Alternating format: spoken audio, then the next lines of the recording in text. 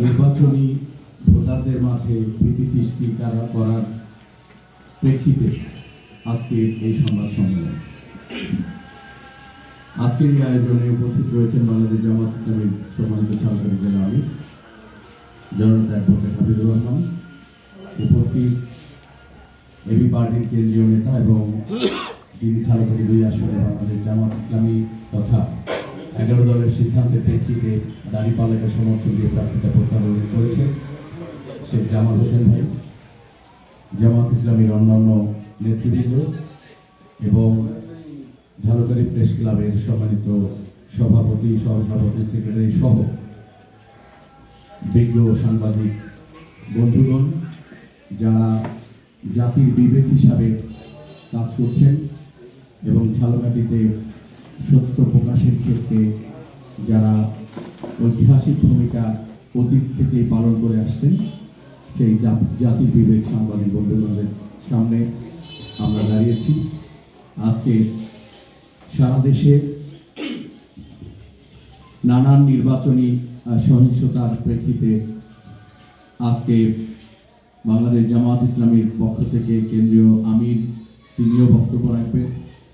এবং আজকে আমাদের ঝালকাঠি 2 আসনে বেশ কিছু জায়গায় যে হামলা সহ হুমকি, অগ্নিসংযোগ সহ বেশ নাশকতা হয়েছে সেটা প্রেক্ষিতেই আমরা আপনাদের জানিয়েছি। সম্মানিত সাংবাদিক বন্ধুগণ, আপনারা নিশ্চয়ই জানেন যে ঝালকাঠি 2 আসন, এখানে 11 দলের পক্ষ থেকে আমাকে প্রার্থী হিসাবে মনোনীত করা হয়েছে এবং দাঁড়িপাল্লার প্রতীকে আমি দীর্ঘদিন থেকে আমি এই এলাকায় কাজ করে আসছি এবং আপনি এটাও জানেন আমি বিএন কলেজ ছাত্র সংসদে নির্বাচিত হয়েছিলাম এবং সেই সময় থেকে আমি ঝালকাঠি নলছিটির মানুষের পাশে সবসময় থাকার চেষ্টা করেছি। জাতি, ধর্ম, বর্ণ নির্বিশেষে সবার পাশে থেকে আমি সাধ্যমতো মানুষের সেবায় কাজ করে যাচ্ছি। তারই ধারাবাহিকতায় নির্বাচনী তফসিল ঘোষণার পর থেকে আমি এবং আমার কর্মীরা, আমার দলের কর্মীরা এবং নির্বাচনী জোটের 11টি দলের সকল কর্মীরা সাধ্যমতো শান্তিপূর্ণভাবে এই এলাকায় নির্বাচনী প্রচার অভিযান সহ সকল কার্যক্রম পরিচালনা করে আসছে। আমরা সবসময়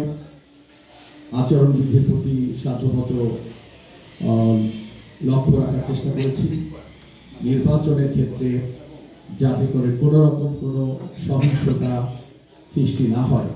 সে বিষয়ে আমরা যথেষ্ট পরিমাণে সজাগ এবং যত্নশীল ছিলাম। আমরা এটাই মনে করি যে ঝালকাঠি নলছিটিতে যে আমরা বসবাস করছি, আমাদের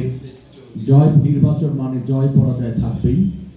এদেশের ভোটাররা যেন নিশ্চিন্তে নির্বিঘ্নে ভোট প্রদান করতে পারে এবং যেই বিজয় হবে আমরা আশাবাদী ছিলাম অন্য প্রার্থীরা তাকে মেনে নেব, এটাই আমি ব্যক্তিগতভাবে মনে করি এবং আমি অন্য প্রার্থীদের কাছে সেটা প্রত্যাশাও করি।